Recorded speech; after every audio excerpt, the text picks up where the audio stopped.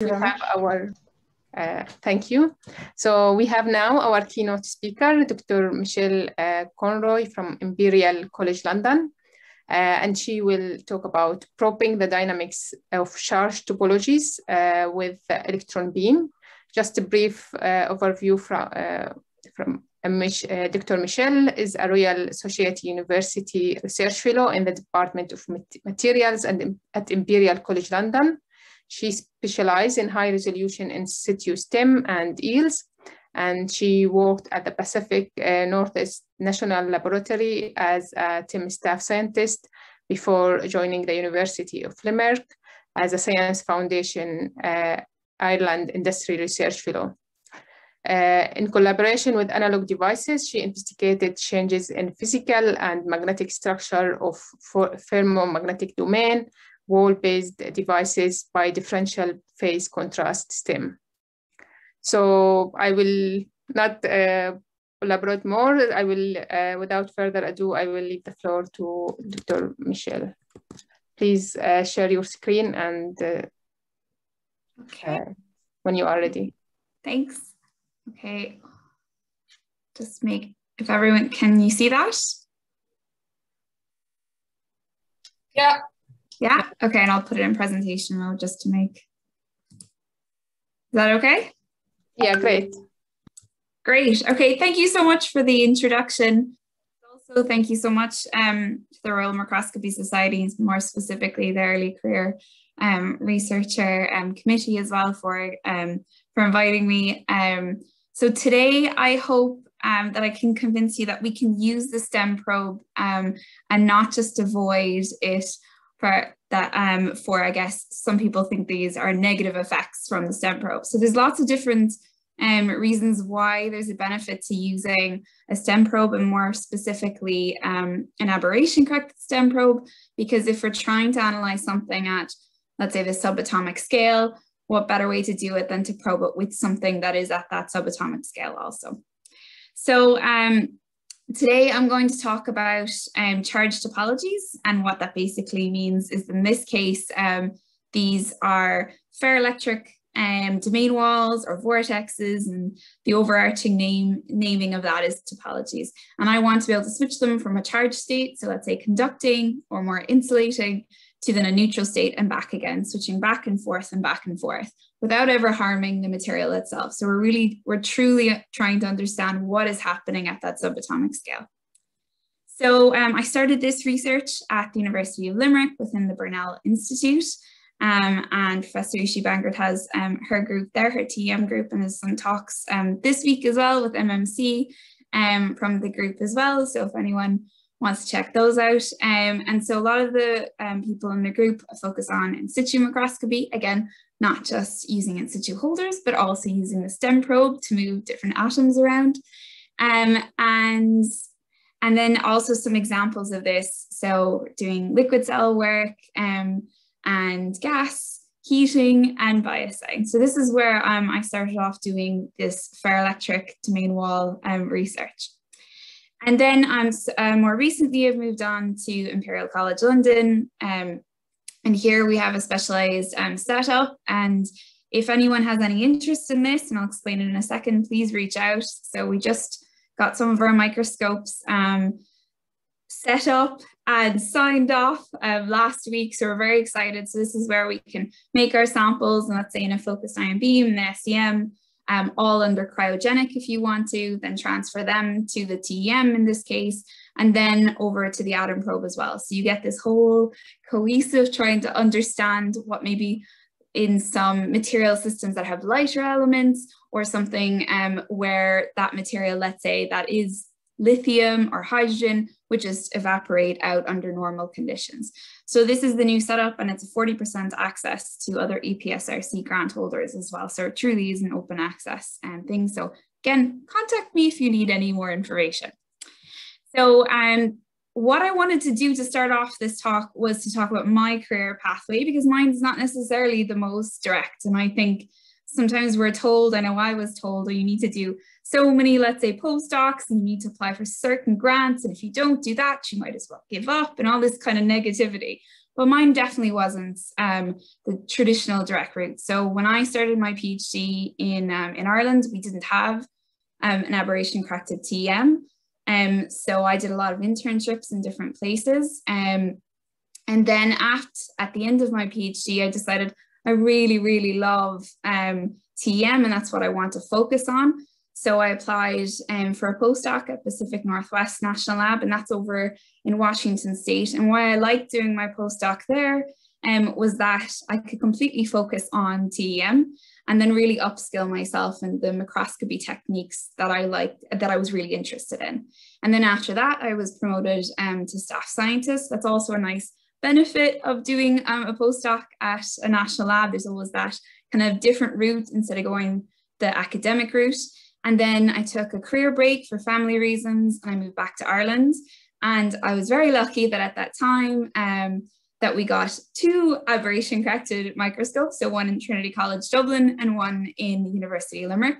I joined the team under Professor Ishi Bangert, and there then I kind of wanted to get going again on my own little kind of carved out research career. So there's a really nice funding scheme called an SFI industry grant, and that's open to anyone around the world as well, and with any company. So if anyone wants to look that up, and that gives you the ability that if you're that kind of quasi between being a postdoc and being perhaps a full-fledged PI as well, you're given either a year of a grant or 2 years part-time. So you could continue doing your other kind of postdoc work, but where you are the PI on the grant. So you're not affiliated with another PI. And that gives you that time of independence.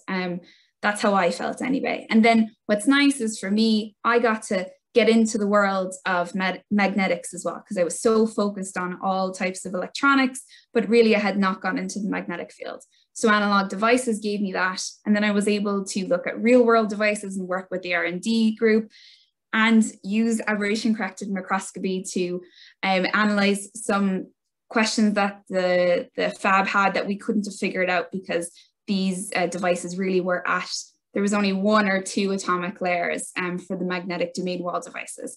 So you need TEM. That's a really great example of why you need TEM in industry. And so then when I was doing my fellowship at Analog Devices and UL, then I applied for the Royal Society grant. And I was very lucky to get that. And so for the next, that kind of sets you up more properly to go down your own route and set up your own group. So that's what I'm doing at the moment. I hope that helps anyone. Okay, so then what this talk is about is why ferroelectric domain walls / topologies. So why I love these, that I started off with quantum wells in 3 nitrides, and I loved all electronic materials. But the thing that I was looking at, although it produced beautiful light, I could not move it. So once I form the device, I can't change that after in post-processing. I can understand maybe why it failed. I can understand maybe where I went wrong in the growth, but I really can't change it after that. My quantum wells are where they are and they're not moving. But with multiferroics and ferroelectrics in this case, you can move the thing that's interesting, the thing that has that interesting property, whether it is a change in conductivity, or if it's multiferroic, perhaps it also has a change in a magnetic moment, so a spin, or it also has a change in band gap or anything like this. So there's lots of different interesting properties, but the thing that you're trying to look at can also be moved. So I like the analogy that these kind of topologies, think of long-term that us, the end user, an Etch-a-Sketch, and that's our, and as the end user, we can change our device and we can change all the networks of, let's say, our wires or LEDs. And then once we change those, we can wipe them away, draw them again, or we can even just move them as well. So that's why I got excited about it. And the second thing is a microscopist, and more specifically, someone that loves to look at atoms and subatomic kind of resolution as well. And so what governs, in this case for ferroelectrics, the reason why something becomes conducting or not, is that just a slight shift within the unit cell. So these slight shifts make all the properties that we're interested in. So really, again, you need aberration corrected STEM. And my talk today is going to be focused on moving the domain walls and all these type of topologies with the STEM probe. So the STEM probe is not just used for the imaging, it's also used as the thing to probe what we're looking at. Okay, so where all this came from, I was saying before, I had joined the group with Ushi Bangert at UL, and she had an SFI US Ireland grant. And really it's Professor Marty Gregg up in Queen's University Belfast, looking at the material by Roger Watmore, who is at Imperial College London. And where they were saying, well, why not, instead of looking at these traditional ferroelectrics, why not look at something where the ferroelectricity is actually governed by something else? So let's say strain. And then maybe the energy to form these highly charged regions will be much lowered because we're not actually focusing on the ferroelectricity. And they were right. And so they were able to produce these beautiful networks of a network of these charged regions, and they were able to move them. And then they could show from a different type of microscopy technique, so conducting AFM, the change in conductivity there as well. So they were able to form these, but what I think is really exciting is that they were able to move them so freely. So on the left video, you have a light microscope video, and then that shows where Joseph Guy in that paper below there was able to move the domain wall back and forth and back and forth. And he actually showed also that it wasn't behaving in the way other classic ferroelectrics behave. I'll get into that in a second. But what was really fun as well as an electron microscopist is when I took the bulk crystal and put it in the SEM purely to make my lovely TEM lamella, I could also see that the those charged regions, so these domain walls, were also moving under the SEM probe. And what I had done before my postdoc was I used the electron beam to manipulate things in different types of liquids in situ holders. So I started thinking, actually, maybe the SEM beam is doing something here, and this isn't just a weird kind of charging effect, especially when I saw that it was cyclical. So I kept playing with this. Then I moved on and I took my lamellas out. And then I was able to see also under normal STEM HADF, so under normal STEM imaging, that I could also see that pattern changing, but I couldn't quantify that. So I changed to what is called STEM DPC. So simply, I have a segmented detector. So I take my ring detector, and in those segments, I see where the electron beam, after it's gone through my material, deflects onto. So does it go north, south, east, west, or does it kind of go between those two segments? And then I could see really clearly that all those patterns were changing. You can form these beautiful videos, but they do mean something. So what I like about the low resolution is that you can get this large field of view. So your fib lamella in that case is the entire crystal. It's the entire thin film. And then you can pick out the regions of interest. So are you looking at a conducting wall? Are you looking at an insulating wall? Are you looking at different types of junctions? Then you can go down to the atomic scale. So then you can move down one more scale. You can say that's the domain wall I want to look at. And then you can keep rotating it. So to understand what's happening. And by rotating, I mean the electron beam coming in scanning, because of course you can't rotate your sample once it's in a normal holder. And so you say, okay, that's the domain wall I want to go look at atomically. So let's go atomic. So we can do all these beautiful images atomically, which I will show in a second. But if we can't quantify that, we're just getting beautiful images. And I want to highlight some of the great PhD work by Dr. Owen O'Connell and his Temul toolkit to quantify that movements of the atomic positions is up on GitHub. So if you look up Temul toolkit, and this is where then we're able to take some of the work he had already done previously on 2D materials and then dragged Owen into the ferroelectrics world. So now we're able to advance that code and look at different types of unit cells as well. Okay, so we started off with this weird material, but just to briefly go into what does that look like atomically. So it's an improper ferroelectric. So as I was saying before, something else governs the ferroelectricity. So in this case, you take your unit cell, and this is a ferroelastic ferroelectric. So the unit cell is squashed, and that squashing, which is the shear strain, results in a displacement of the atoms within the unit cell, and then that displacement results in a dipole moment. And then so that results then in the ferroelectricity in this case. And then depending what type of polarization or what type of two different domains come and meet each other, then you can get a conducting or an insulating wall or anything like this. But if you can't quantify that displacement, then you can't actually understand what's happening and what type of domain wall you have. Okay, and then sorry, the slide. Yep. Okay, so then at the start, we didn't even know what type of domain walls or materials we had, or sorry, what type of unit cell we had, because no one had actually a CIF file or anything like this. So we started right back at the start, and then we did DFT calculations with Sinead Griffin at Berkeley. And the wonderful thing is that if you're doing atomic scale imaging, then you can correlate directly to DFT. That's the great thing.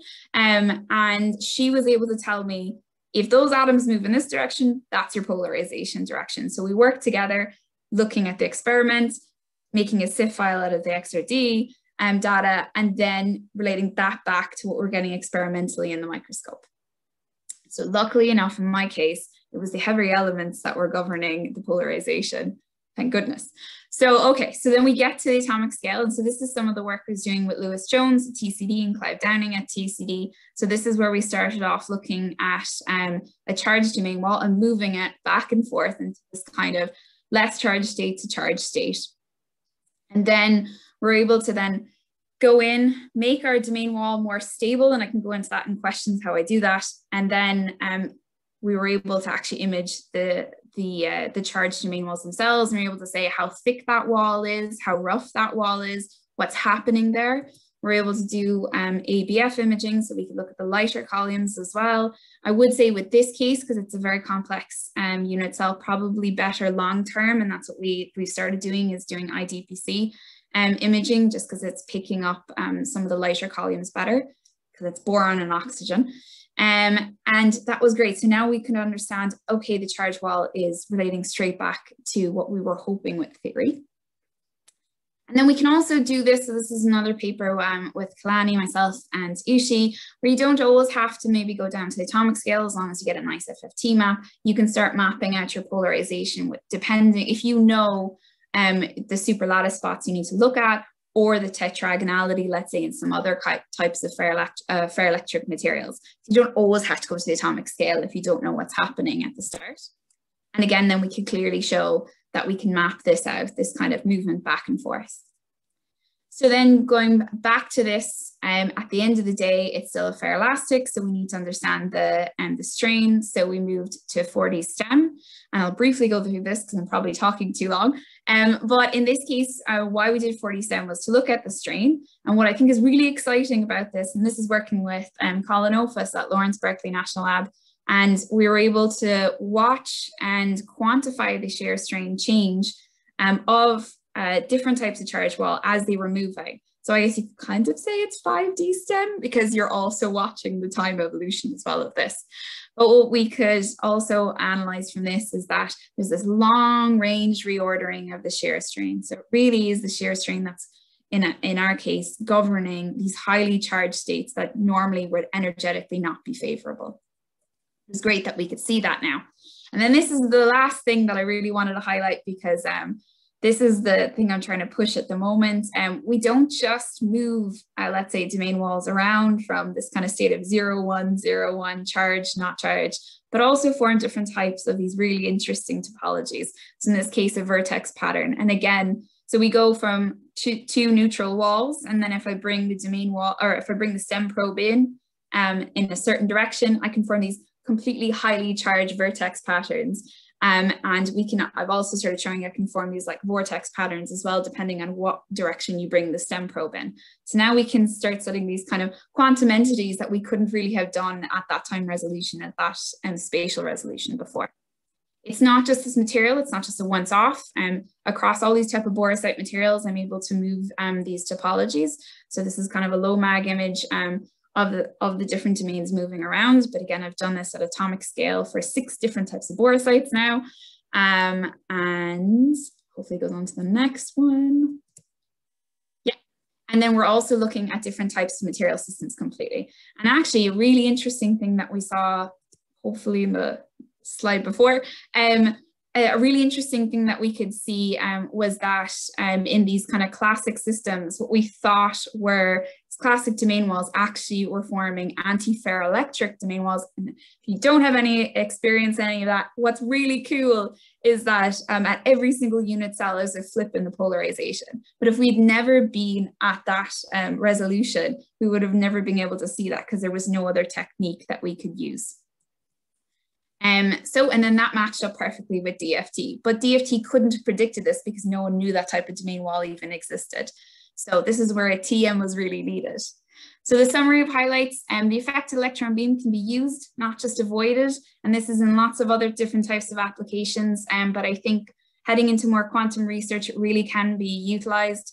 And we needed the resolution of, in this case, aberration corrected stem and the code development as well, because we have these vast quantities of data and beautiful images, but if you can't quantify what's happening with the atomic displacements, then there's no point to any of this. So really code development is very important.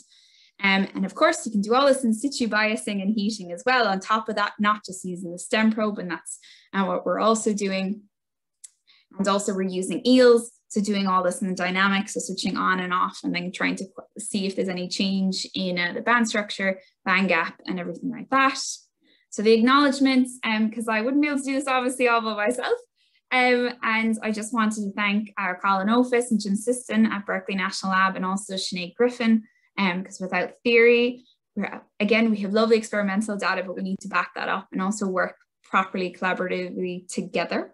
And Professor Quinton Ramas at SuperSTEM for really probing into the low loss yields and all the band structure analysis, Dr. Lewis Jones and Clive Downing at TCD, and all the funding agencies as well that have always funded all of my work. I'm really grateful to them. And finally, my old group at UL. Thanks everyone, and thanks again for giving me the invite to talk. And if you have any questions, I'd be more than happy to go through them. Thank you very much, Shelley, for very interesting work. I actually like the story behind the science as well, so thank you for that. We have plenty of time for questions, so keep sending your questions. I will start with a question from Veronica. So she says, hello, Shelley, super cool. Have you considered measuring AFM topography in SEM chambers simultaneously while using E-beam to change the surface properties? Yeah, I would absolutely love to do that. That's a really good idea. That would be great to do. Yeah. I mean, why not? I think there's just so many things to do else in the SEM as well. And I think we always jump to that atomic scale when we can learn so much within the SEM. We can also get much more things inside there. So environmental conditions, we can get more lasers in, because there's also some studies showing that by shining light as well on some of these ferroelectrics, these topologies, that themselves, and that you're able to move them as well, and also change the properties of these as well. So nope, that would be great to do. Good. So my other question is about the quantification. So you mentioned about that, like what your tips for the analysis of these images, what tools you found useful, or features that you found most informative? So for the analysis, I think it's really important that we kind of all are moving towards open access. That's my kind of policy on it. Because the reason why is if you don't have the black box, it also means that it doesn't matter how much funding you have, everyone has access to the same stuff. I like as well that on, let's say in that case, GitHub, that you're able to talk to people or HyperSpy. You can say, I actually don't understand this, or maybe that code, it's not working for me, but everyone's so helpful because it's a really nice community. So for me, get used to Python. It's not as scary as it sounds, like, especially if you're not a big coding person. It's not awful. And I think it picks something that is really important to your research. So, and I think you'll learn it easier that way, but always reach out. I think that would be my advice. Just reach out, because there's no stupid question. I'm not a coder, but I find it really handy to be able to go on to, let's say, HyperSpy and ask different people that have developed that code. it would be the same thing as if you wrote a paper and then no one ever, read it. Yeah. Coders are so happy when you ask them questions. So yeah. Good. So another question you mentioned in your talk, about how to make the domain walls more stable. Can you tell us a bit more about that? Yeah, so what I eventually figured out was that there's a relationship between the polarization direction of the domain and then the incoming STEM probe. So the incoming STEM probe has its own electric fields, but I guess it has its own polarization. So in my case, if I brought the STEM probe in parallel to the direction of the polarization, after several scans, and if I kept the dose rate the same, I kept all those conditions the same, it would stabilize. Then it depended also for me what type of domain wall it was. So if it was a conducting wall, it always wanted to be in that highly charged state. And then if it was an insulating wall, it would like to turn into the other direction. So that's how I would stabilize it. Another option that I started using was to use the in situ biasing holder to apply a bias that was higher bias than the STEM probe itself. So let's say you have a type of domain wall that doesn't like to stay stable, then you can overcome that by using an in situ biasing holder in that case, and then switching that off and comparing those two. But yeah. Okay, very, very useful tips. Thank you. So there is no more questions, so I would like to finish by thanking you for joining us and sharing your science and the story behind. Thanks so much again.